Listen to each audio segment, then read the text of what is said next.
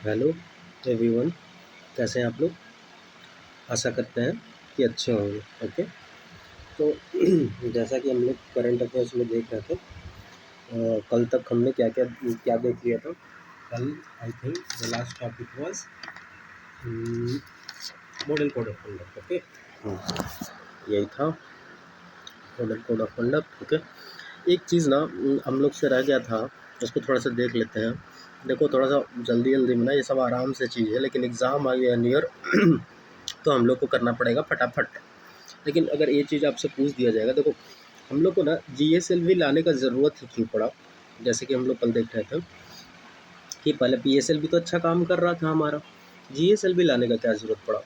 देखो क्या हो रहा था ना कि जब भी हमको हाई ऑर्बिट में सैटेलाइट छोड़ना हो रहा था ना, तो पीएसएलवी का जो है ना पेलोड है, वो हाई ऑर्बिट में वो 1300 अप टू 1300 केजी ही था, 1300 केजी ही था। ठीक है। और हम लोग को जो वो थोड़ा हेवी सैटेलाइट होता था, जैसे कि 2500 केजी का, 3000 केजी का, तो उसको ले जाने में ये पूरी तरह समर्थ नहीं था। ठीक है। तो ये मतलब पीएसएलवी लो अर्थ ऑर्बिट में ये ले जा सकता था 2000, 2200, 2500 तक के, लेकिन हाई अर्थ ऑर्बिट में इतना सैटेलाइट को नहीं ले जा सकता था। तो उसके लिए हम लोगों ने जियो सिंक्रोनस लॉन्चिंग व्हीकल लाया, जीएसएलवी। ठीक है। तो जीएसएलवी लाया। यहाँ पे क्या है ना कि ये up to high earth orbit में 3000 किलोमीटर तक के वेट तक के सैटेलाइट, 3000 केजी के वेट तक के सैटेलाइट को ले जा सकता है। ठीक है। पहले 1300 केजी तक के ले जा रहा था, अभी जो है ये 3000 केजी तक के, मतलब जो पीएसएलवी है वो 1300 केजी के सैटेलाइट का वेट को ही ले जा पा रहा था हाई अर्थ ऑर्बिट में, लेकिन ये जो है 3000 केजी तक के सैटेलाइट को ले जा पा रहा है। ठीक है, जीएसएलवी। ठीक है। तो उस समय हम लोग फ्रेंच गुआना जो वहाँ पे है ना, जैसे फाल्कन हो गया, और वो बाहर का जो भी यूरोप के जो सैटेलाइट लॉन्चिंग व्हीकल है, ठीक है, private launching vehicle, private sector का जो लॉन्चिंग व्हीकल है, उससे हम लोग करते थे। ठीक है। तो अब एक चीज़ और कि जो पीएसएलवी जो है ना, देखो पीएसएलवी जो है ना वो 4 स्टेज रॉकेट इंजन था। 4 स्टेज कैसे? एक सॉलिड, सॉलिड लिक्विड, ठीक है, solid liquid, solid liquid, solid liquid, solid liquid. Okay, ये करके था। तो अगर दे दे आपसे ऑप्शन में पूछ दे कि PSLV was 3 stage launching vehicle, no, that was 4 stage, solid liquid, solid liquid। Okay, और जीएसएलवी 3 स्टेज है। जीएसएलवी में क्या है? सॉलिड, लिक्विड और क्रायोजेनिक। क्रायोजेनिक, क्रायो मीन्स बहुत लेस टेम्परेचर पे होता है। ठीक है, -100 डिग्री सेल्सियस पे। इसमें क्या होता है?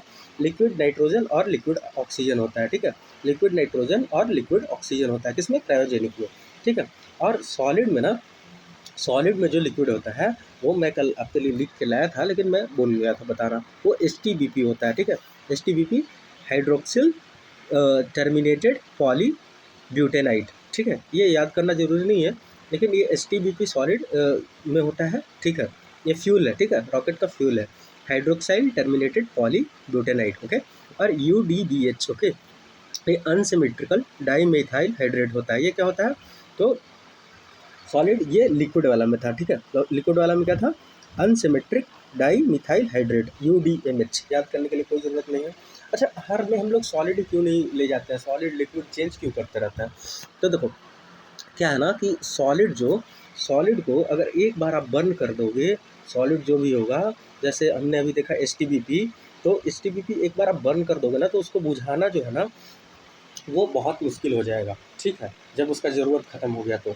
लिक्विड में क्या है ना कि लिक्विड में कंट्रोल कर सकते हैं एक हद तक पे। ठीक है। और क्रायोजेनिक, जैसा कि मैंने बताया, लिक्विड नाइट्रोजन और लिक्विड हाइड्रोजन होता है उसमें, तो उसमें और भी कंट्रोल करना, रेगुलेट करना इज़ ईजी। ठीक है, इसीलिए हम लोग ऐसे ये सब चीज़ को यूज़ करते हैं। चलो, ये सब देख लिया। और हमने कल देखा था ही कि पहले जीटीओ में लॉन्च होता है, जीटीओ। ठीक है, यहाँ पे ला के जीटीओ में यहाँ पे सैटेलाइट को, फिर इसके बाद सैटेलाइट को फिर से पुश दिया जाता है, और फिर ये ऐसे ऐसे इंजन वहाँ से ऑन होगा, और फिर जाके ये अपना ऑर्बिट में या तो सर्कुलर या तो इलिप्टिकल, जैसा अपने अपने हिसाब से सेट किया जाता है यहाँ से। ओके, तो चलो आज के टॉपिक की तरफ मूव करते हैं। ये सब हमने देख लिया था कल। चलो, इंडियन एम्प्लॉयमेंट रिपोर्ट। ओके, आप बताओगे इसको कौन जारी करता है, कौन जारी किया इंडिया एम्प्लॉयमेंट रिपोर्ट 2024 को? तो international labour organisation and institute of human development, और ये 3rd एडिशन का रिपोर्ट है, मतलब 2 और पहले आ गया है। ILO का हेडक्वार्टर कहाँ है? तो जेनेवा, स्विट्जरलैंड में। अब बताओगे आप, ये जेनेवा कन्वेंशन क्या था? जेनेवा कन्वेंशन 1948 में, उसके पहले भी किया गया था। ठीक है, इसमें जो वीक सोल्जर हैं, जो soldier captured during the war, ठीक है, soldier capture during the war, उनको कैसे ट्रीट किया जाता है, मतलब उनको किस तरह से रख रखाव करना है, तो ये सब जेनेवा कन्वेंशन में वॉर के इससे रिलेटेड है। ओके, तो अब बताओगे हमको यहाँ पे दिया हुआ है आउटकम्स क्या क्या है किसका? इंडिया एम्प्लॉयमेंट रिपोर्ट का। तो 82% of the work force engage in the informal sector. तो 82% of the work force engage in the informal sector. अब ऐसा इन्होंने लिख दिया है, अब हमको पता भी तो होना चाहिए कि टोटल वर्क फोर्स कितना है हमारा। मतलब अभी कंट्री की पॉपुलेशन 142 मिलियन है, 1 करोड़ 142 करोड़ है। 142 करोड़ में से सब वर्क फोर्स में काम करता है? नहीं, उनको बताना चाहिए था ना। चलो, ये तो कुछ मेरे लिए भी कुछ काम छोड़ देगा ना। जरूर। देखो, टोटल लेबर फोर्स है, टोटल वर्क फोर्स हम लोग का 56 करोड़ है। ठीक है, अकॉर्डिंग टू इकोनॉमी सर्वे 2021-22 कितना है? 56 करोड़। इसमें से एम्प्लॉयड कितना है? 53.5 करोड़, मतलब 3 करोड़ के करीब में, 2.5 करोड़ के करीब में अनएम्प्लॉयड है। ठीक है, इनफॉर्मल सेक्टर में कितने एम्प्लॉयड हैं? तो 47.5 करोड़। ठीक है, यही बता रहा है यहाँ पे। तो 89%, आगे देखेंगे हम लोग, हड़बड़ाओ मत कि यहाँ पे तो 82% लिखा हुआ है, आप बता रहे हो 89%। रुको। फॉर्मल सेक्टर में कितने? 6 करोड़। सोच लो, इतना बड़ा लेबर फोर्स का ओनली 6% जो है वही फॉर्मल सेक्टर में एम्प्लॉयड है। ठीक है, दैट इज 11%। ओके, देखो इसमें ये बोल रहा है कि वर्कफोर्स इंगेज है कितना? 82% टोटल वर्कफोर्स का। ठीक है, और 90% आर इनफॉर्मली एम्प्लॉयड। हाँ, यही बता रहा था मैं, इनफॉर्मली एम्प्लॉयड है। 89% यहाँ पे दिया गया, ये 90% बता रहे हैं, कोई बात नहीं। 62% अनस्किल्ड कैजुअल एग्रीकल्चर वर्कर। 70% क्या है? Work of the construction sector. ठीक है, prescribe daily minimum wages in 2022। याद करना कोई मतलब ज़रूरत नहीं है, अब बस यही याद रखोगे जो मैंने लिखा है यहाँ पे। इनफॉर्मल सेक्टर में कितने हैं? 89%, फॉर्मल में 6%, कितना है? 56 करोड़ जो है हमारा वर्कफोर्स है। ठीक है, Bihar, Uttar Pradesh, Orissa have poorer employment outcome. क्या है? बिहार, यूपी, उड़ीसा को में क्या है? पुअरर एम्प्लॉयमेंट आउटकम है। India is expected to have migration rate of 40% in 2030। Urban population will reach 607 million. ठीक है, कंस्ट्रक्शन सेक्टर जो है मेंटेन करता है हाई एम्प्लॉयमेंट इलास्टिसिटी। ठीक है, कंस्ट्रक्शन एम्प्लॉयमेंट इलास्टिसिटी से क्या समझते हो? इलास्टिक मीन्स क्या होता है? कोई भी चीज़ को फैलना। तो सबसे ज़्यादा कंस्ट्रक्शन सेक्टर में अभी इंडिया जैसे कि ग्रोथ पे है, तो इंफ्रास्ट्रक्चर इज बूस्टिंग। ठीक है, इंफ्रास्ट्रक्चर बूस्ट हो रहा है हमारा, तो कंस्ट्रक्शन सेक्टर ही बूम करेगा, है ना। तो इसीलिए बोल रहा है कि इंफ्रा जब ये हो रहा है तो कंस्ट्रक्शन सेक्टर जो है वो इलास्टिक होगा, सबसे ज़्यादा इलास्टिसिटी है उसमें। ठीक है, और उसमें ज़्यादा स्किल का भी ज़रूरत है नहीं। ठीक है, ये देखो, अब बताओ व्हाट इज़ अनएम्प्लॉयमेंट? अनएम्प्लॉयमेंट क्या होता है? तो इसका definition is that parts of workforce that who are actively searching for job but not getting job for a single day और ए हाफ डे। ओके, यही डेफिनेशन है क्या? That part of workforce who actively searching for the job, और कितने? एक दिन भी नहीं मिल पा रहा है या आधा दिन भी नहीं मिल पा रहा है, उसी को क्या बोलते हैं? अनएम्प्लॉयमेंट बोलते हैं। कितना तरह का अनएम्प्लॉयमेंट होता है आपने पढ़ा होगा, मैं इकोनॉमी में करवाऊंगा भी। साइक्लिकल जैसे एग्रीकल्चर में। ठीक है, साइक्लिकल। ठीक, उसके बाद साइक्लिकल के बाद एक होता है डिस्टिंग्विश्ड। ठीक है, सॉरी, डिस्गस्टिंग, जिसमें marginal productivity of the labour zero होता है। डिस्गस्टिंग, हाँ, ठीक है, वो हो गया। और उसके बाद और क्या होता है? एक होता है आपका सीजनल हो गया, सीजनल हो गया, जैसे एग्रीकल्चर लेबर में भी सीजनल। और एक क्या हो गया, एक हो गया स्ट्रक्चरल। स्ट्रक्चरल में जैसे कि इकोनॉमी ऑफ द स्ट्रक्चर आपका चेंज हो रहा है, मैं इकोनॉमी में इसको अच्छे से करवा दूंगा। स्ट्रक्चरल में जैसे कि मान लो कि अभी कोई कंपनी में कंप्यूटर ला दिया गया, ठीक है, और वहाँ का जो लेबर है, कोई मशीनरी ला दिया गया, और वहाँ के लेबर इतने स्किल्ड नहीं है, वहाँ के एम्प्लॉयड इतने स्किल्ड नहीं है उस कंप्यूटर को चला सके, तो उसके कारण जो अनएम्प्लॉयमेंट हो रहा है उसी को क्या बोलते हैं, स्ट्रक्चरल एम्प्लॉयमेंट, ठीक है, स्ट्रक्चरल बॉटलनेक के कारण, ठीक है। चलो बाकी हम लोग देख लेंगे अच्छे से। आगे बढ़ते हैं। और अभी बताओगे टैक्स टू जीडीपी रेशियो कितना है इंडिया का? Tax to GDP ratio, I am asking about tax to GDP ratio कितना होगा? पहले जीडीपी बता दो, इतना बार बताया हूँ, ठीक है। तो टैक्स टू जीडीपी रेशियो क्या होगा? अब बताओ भाई, टैक्स कितना है हमारा? अप्रॉक्स 34 पॉइंट समथिंग है।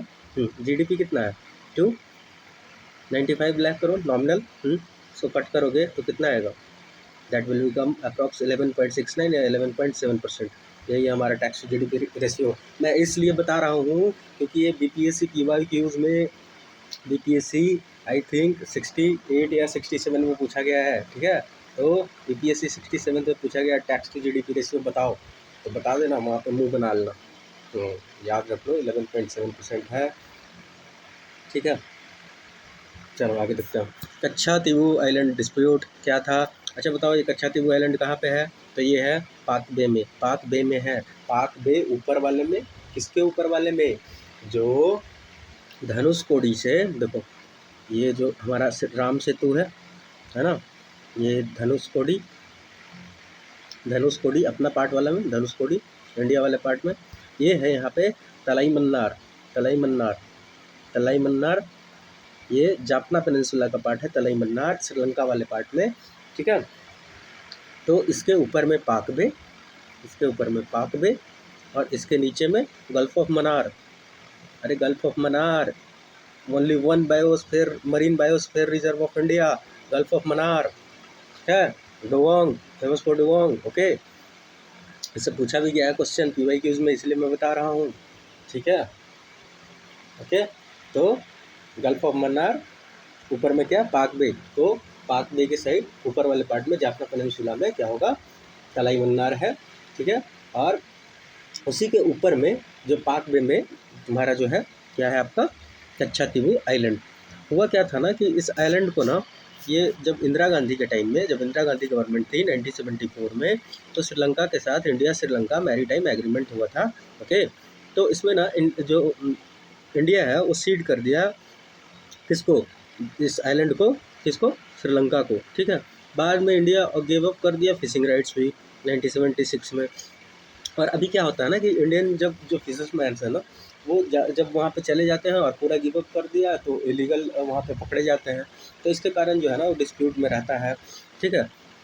अभी कुछ कमेंट हुई थी गवर्नमेंट के साइड से कि हमको ये आइलैंड चाहिए, ऐसा करके कुछ, तो इसी को लेके ये डिस्प्यूट न्यूज़ में रहता है। देखो और क्या है इसमें, 33 kilometre away from the Indian coast, north east of the Rameswaram, मैंने बताया ही, 22 kilometre south west from Sri Lanka, what, Delft island, okay.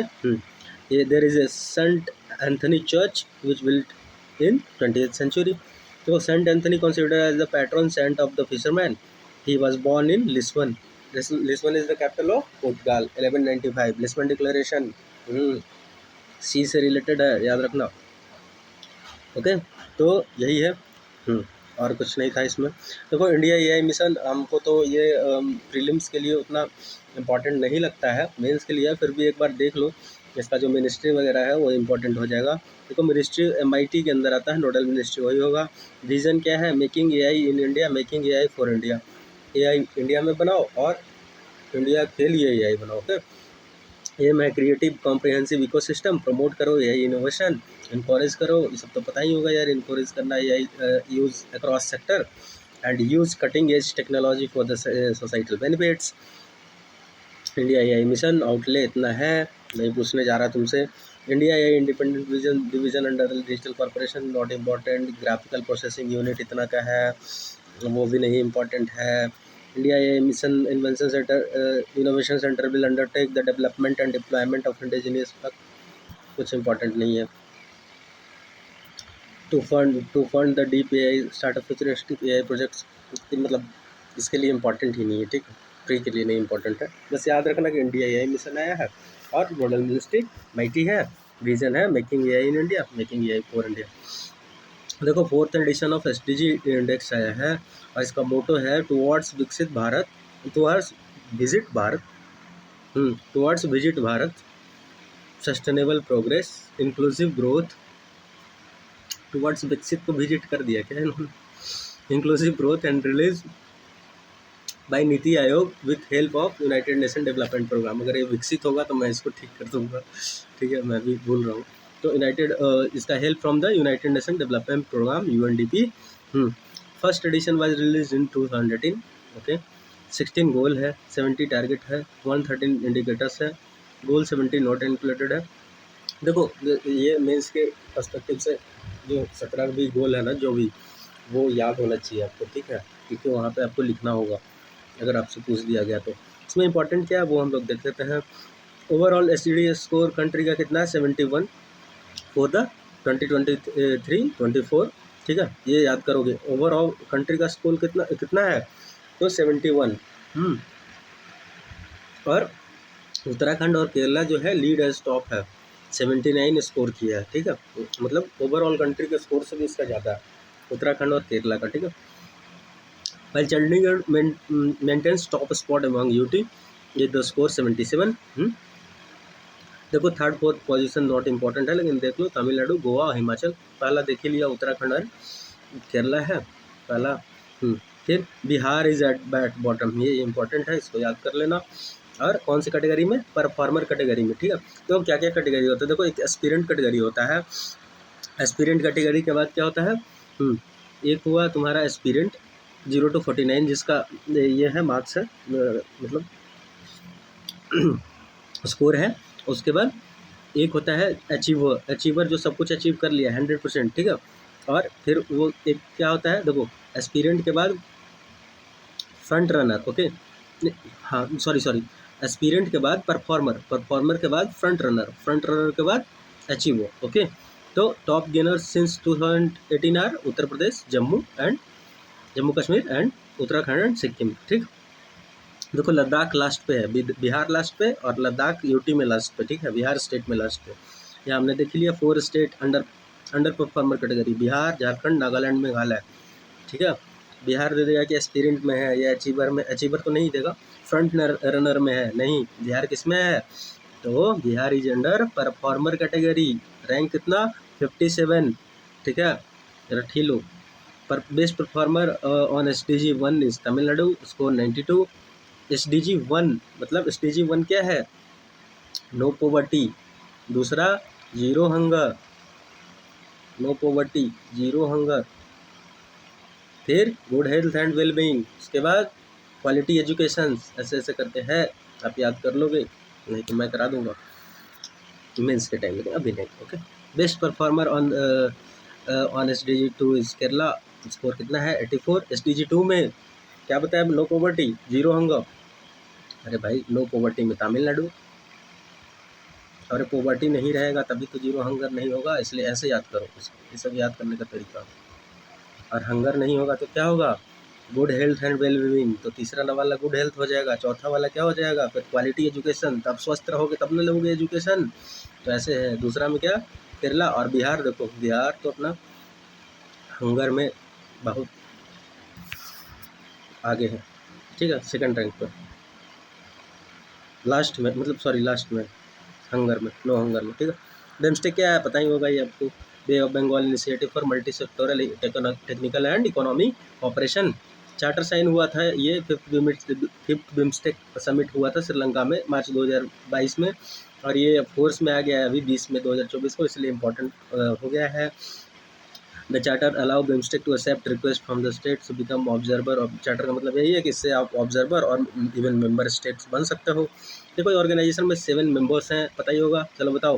देखो बांग्लादेश, भूटान, नेपाल, श्रीलंका, म्यांमार, थाईलैंड, ठीक है। देखो जो बे ऑफ बंगाल इनिशिएटिव हुआ ना, इसमें बी से देख लो बांग्लादेश, आई से हो गया इंडिया, एम से हो गया म्यांमार, ठीक है, एस से श्रीलंका, और टी से क्या हो गया थाईलैंड, और 2 जोड़ दो भूटान नेपाल हो गया। याद करने का तरीका बता दिया मैंने। तो इनिशियली इसको बिस्ट बोला जाता था, और म्यांमार इसको दिसंबर 1997 में ज्वाइन कर लिया। भूटान है नेपाल 2004 में, और तब इससे बिम्स्टेक बोला गया इसको, ठीक है। Came in being 6 June 97 through the Bangkok declaration. ये याद कर लेना, बैंकॉक डिक्लेरेशन से आता है। कितना पॉपुलेशन है? 1.8 बिलियन पॉपुलेशन है, जो कि 22% ऑफ द ग्लोबल पॉपुलेशन है, ठीक है। कितना? 22%। जीडीपी $4.5 ट्रिलियन, जो कि 4.5% ऑफ ग्लोबल जीडीपी है। बिम्स्टेक का सेक्रेटरीट कहाँ है? ढाका में।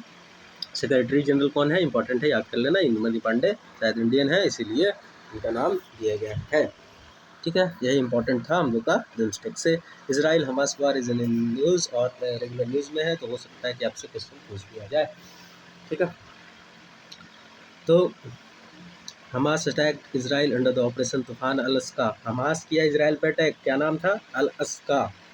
और जब इसराइल करेगा काउंटर अटैक तो उसको बोलेंगे ऑपरेशन आयरन स्वॉर्ड। जैसे इसराइल के पास आयरन डोम है ना डिफेंस के लिए, मिसाइल को डिस्ट्रॉय करने के लिए, वैसे याद रखोगे इसराइल वाला ऑपरेशन आयरन स्वॉर्ड्स और हमास वाला तूफान अल-अस्का। देखो आयरन डोम है इसके पास, जो डिफेंस सिस्टम है डिस्ट्रॉय करने के लिए। उसके बाद डेविस स्लिंग है। आप लोग खाली आयरन डोम जानते होगे, मतलब पढ़ा भी होगे, आपको पता होगा, मैं बता दे रहा हूँ जिनको नहीं पता होगा उनके लिए। तो डेविस स्लिंग है, एरो है, थार्ड है, ठीक है। थार्ड का full form is terminal high altitude area defence, ठीक है। Terminal high altitude area defence. देखो आयरन डोम जो है ना वो शॉर्ट रेंज के लिए है, ठीक है। शॉर्ट रेंज के लिए है आयरन डोम, शॉर्ट रेंज के लिए है, ठीक है। उसके बाद डेविड्स इससे थोड़ा सा ज़्यादा मीडियम रेंज के लिए, एरो इससे थोड़ा सा ज़्यादा, थार्ड सबसे ज़्यादा, ठीक है। थार्ड सबसे ज़्यादा, ठीक है, मैक्सिमम। तो ऐसे ही करके है उसका। तो ये देख लोगे आप, दे देगा कि थर्ड इज मतलब इसका है, रसिया का है। हम लोग के पास कौन सा है आप बताओगे? तो हम लोग के पास है S-400। किससे लिया है हमने? तो रसिया से लिया है, रसिया से लिया है, ठीक है। रसिया से लिया है S-400 हम लोग का जो डिफेंस सिस्टम है, ठीक है। चलो आगे बढ़ते हैं। क्या बोला जा रहा है इसमें? इंडिया लॉन्च किया था, और ये पता ही होगा, ऑपरेशन अजय, जय जय लगा हुआ, तो इसराइल क्या इसराइल से सिटीजन को इवैक्यूएट किया, ठीक है। हमास और Islamic resistant movement founded in 1987 by Gaza activist Ahmed Yassin. ये अहमद याशीन नाम इम्पोर्टेंट हो जाता है। Rafah crossing southern part of Gaza के दक्षिणी पार्ट में जो है, located between Israel and Egypt on Mediterranean coast, ठीक है। बाउंड्री लगता है इसराइल का मेडिटेरियन सी से, लगता है। बॉर्डरिंग इजिप्ट सिनाई पेनिनसुला, ठीक है। सदर्न पार्ट ऑफ गाजा और इजिप्ट का सिनाई पेनिनसुला से बॉर्डर करता है इसका। रफा क्रॉसिंग ये देख लो किसके किसके बीच में है, Israel and Egypt of Mediterranean coast, ठीक। अल-अस्का मॉस्क्यू कहाँ पे है? ये ओल्ड सिटी ऑफ जेरूशलम में है, ऑन हिल पे, and considered as the third holiest Islam after Mecca and Medina, ठीक है। मक्का एंड मदीना के बाद ये तीसरा इम्पोर्टेंट होलीएस्ट साइट है इस्लाम। और ये वो इसराइल वाले भी मानते हैं और ये लोग भी मानते हैं, इसीलिए वॉर वहाँ पे चलते रहता है, कौन किसका होगा वो। सम रिलेटेड फैक्ट्स है, टाइमलाइन थोड़ा सा देख लेते हैं एक बार। इसराइल इंडिपेंडेंट होता है इंडिया के 1 साल के बाद 1948 में, और बहुत सारे बार होता है। उसके बाद 1948 में अरब इसराइल वॉर होता है। 1956 में स्वेज क्राइसिस होता है, ठीक है। 6 डे वॉर होता है, ये इंपॉर्टेंट है। 6 डे वार 1967 में, 6 डे वार 1967 में इसराइल किस पे कंट्रोल ले लेता है? तो West Bank, Gaza strip, East Jerusalem, Golan height from Syria, ठीक है। सिनाई पेनिनसुला फ्रॉम इजिप्ट, बाद में उसको लौटा देता है। तो 67 में 6 डे वार और सबसे सब कुछ मतलब मेजर चीज़ ले लेता है। फिर 6 साल के बाद योम किपुर वार होता है, इसको रामदान वार भी एंड अक्टूबर वार भी बोलते हैं। नॉट इम्पॉर्टेंट, याद करना। Egypt and Syria attempt to retake Sinai peninsula, इसमें एंड गोलन हाइट, सीरिया और इजिप्ट मिलके अटेम्प्ट करते हैं। फिर 5 साल के बाद योम किपुर वार 1973, 6 साल के बाद। उसके बाद कैंप डेविड अकॉर्ड 1978 में पीस ट्रीटी होता है इसराइल एंड इजिप्ट के बीच में। इसराइल जो है रिटर्न कर देता है सिनाई पेनिनसुला टू इजिप्ट, ठीक है। फिर 1993 में ओस्लो एकॉर्ड होता है, implementation of two state solution, ये इंपॉर्टेंट है, टू स्टेट सॉल्यूशन जिसमें इंडिया फेवर करता है टू स्टेट सॉल्यूशन को, ओस्लो एकॉर्ड, ठीक है। 26 अक्टूबर 1994 को Israel and Jordan sign a peace treaty, ठीक है। इंतिफादा, देखो इंतिफादा एक पहला होता है 1987 1990 में, सेकंड 2002 2005 में। इसका मतलब है कि जो पैलेस्टीनियन है वो प्रोटेस्ट करते हैं अगेंस्ट इजराइल का, वही और कुछ नहीं है। दिसंबर 6 को 2017 को यूएसए फॉर्मली रिकॉग्नाइज कर देता है जेरूसलम को capital of Israel, okay. Abraham accord 2020, ये इंपॉर्टेंट है, रट लो। अब्राहम अकॉर्ड 2020 किसके किसके बीच में हुआ? This peace is between Israel UAE and Bahrain, Israel UAE and Bahrain, किसके किसके बीच में? Abraham accord, Israel UAE and Bahrain, आई यू बा ऐसा करके याद कर लो। तो राम मंदिर इंपॉर्टेंट हो जाता है। 1528 में पता ही होगा, Babri mosque build by commander Mir Baqi under Babur, 1528 में। 1829 में British patriot side to separate section, Muslim allowed to prayer inside while Hindus allowed to worship in the outer court, मतलब मुस्लिम हिंदू वाले बाहर करेंगे और मुस्लिम जो है वो अंदर करेंगे। 1859 में ऐसे ब्रिटिश ने पार्टीशन कर दिया था, ठीक है, समझा? चलो समझ गया, तो आगे बढ़ते हैं।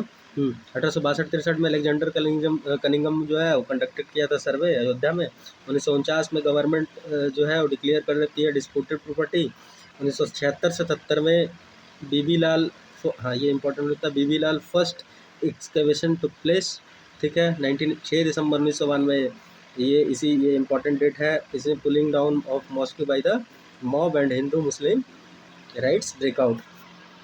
16 दिसंबर 1992 को सेंट्रल गवर्नमेंट फॉर्म है लिबरहन कमीशन, कौन सा? Liberhan commission to investigate the incident. 3 जजेज bench Allahabad high court rule करती है कि that disputed side to be shared between Hindu and Muslim. 9 नवंबर 2019 को सुप्रीम कोर्ट रूल करता है, ये डेट इंपॉर्टेंट है, कितना तो 9 नवंबर 2019 को सुप्रीम कोर्ट रूल करता है कि that land to be handed over the trust to oversee the construction of the Hindu temple and separate piece of land Ayodhya awarded to the Muslim group also. Ram Janmabhoomi Teerth Kshetra trust found किया गया, which hand 15 trustee, whose secretary is Champat Rai and chairman is Mahant Nritya Gopal Das. High judgment bench में कौन कौन थे? Not important to remember, Ranjan Gogoi, justice S A Bobde, D Y Chandrachud, Ashok Bhushan, S Abdul Nazeer.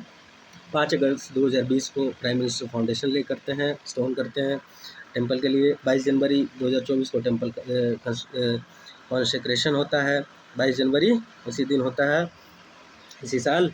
Features of Ram Janmabhoomi temple क्या है? नगरा style में है, और ये इंपॉर्टेंट है, चंद्रकांत बी सोमपुरा और उनके बेटे कौन? निखिल सोमपुरा, आशीष सोमपुरा, चंद्रकांत बी सोमपुरा, निखिल सोमपुरा, आशीष सोमपुरा। और कंस्ट्रक्टेड कौन किया? L&T, देखो बहुत इंपॉर्टेंट है, जैसे कि पूछा था किसमें 67th में, ठीक है, कि संसद भवन को किसने कौन सी कंपनी में कंस्ट्रक्ट करवाया? देखो कंस्ट्रक्शन L&T करवाया इसको, ठीक है। Tata consulting engineers limited is the project management company, ठीक है, तो इस दोनों में कंफ्यूज कर सकता है। टाटा कंसल्टिंग इंजीनियर्स लिमिटेड क्या है? Project management company. 5 मंडप है, नृत्य मंडप, रंग मंडप, सभा मंडप, प्रार्थना मंडप, कीर्तन मंडप, ठीक। Temples are 3 story, each floor have 20 feet tall and it has 392 pillars, 44 doors, not important to remember। Length of 380 feet है, ठीक है। No use of iron steel, ये याद रखना है, ठीक है, कोई आयरन स्टील का यूज़ नहीं किया गया है। 3 मेन सैंक्टम सैंक्टोरम किसको बोलते हैं? जो गर्भगृह होता है जहाँ पे मेन डेटी होते हैं, ठीक है। तो 5 year old childhood form of God Shri Ram, पता ही है आपको, बालक Ram. 4 corners of the compound, there are 4 temples dedicated to Surya Dev, Goddess Bhagavati, Lord Ganesha, Lord Shiv. Northern arm of the temple is the Ma Annapurna and is the southern arm is the temple of Hanuman. Other purpose temples dedicated to Maharishi Valmiki, Maharishi Vasishtha, Maharishi Agastya, Nishad Raj, Mata Shabari, Jatayu and Devi Ahilya. 3 idols of the Lord Ram constructed by each Arjun Yogiraj, ये important है, याद कर लोगे आप। सत्यनारायण पांडे, गणेश भट्ट, अरुण योगीराज का आप नाम याद रखोगे। 51 inch idol made by Arun Yogiraj from Krishnashila chosen from Pran Pratishtha. और इसका जो मार्बल आया था वो राजस्थान से सब आया था, जो भी जो पत्थर आया था, ठीक है। ओके, तो यही इम्पोर्टेंट था। और मतलब इसमें स्टोन, इसमें ये यूज़ नहीं किया गया है आयरन का, और स्टील का यूज़ नहीं किया गया। चलो, तो आगे हम लोग एक इकोनॉमी का लेक्चर शायद कल आ पाए, कल आ जाएगा आपको। और वो उसमें ना मैं इम्पोर्टेंट टॉपिक्स लेके आ रहा हूँ, तो आपको 2 4 5 लेक्चर मैं बोला हूँ कि एग्ज़ाम नज़दीक है तो आपको रिवीजन भी करना है। तो अगर हम कंटिन्यू करते जाएंगे तो आपको प्रॉब्लम हो सकती है। इसलिए जो इम्पोर्टेंट है, जैसे बीपीएससी पीवाईक्यू जितना कराया ना, उस पर बेस्ड हर टॉपिक को डीपली करवा दूंगा, ठीक है। उसके बाद कुछ नया करेंगे हम लोग। ओके, ठीक है, चलो, ओके। जय हिंद, जय भारत।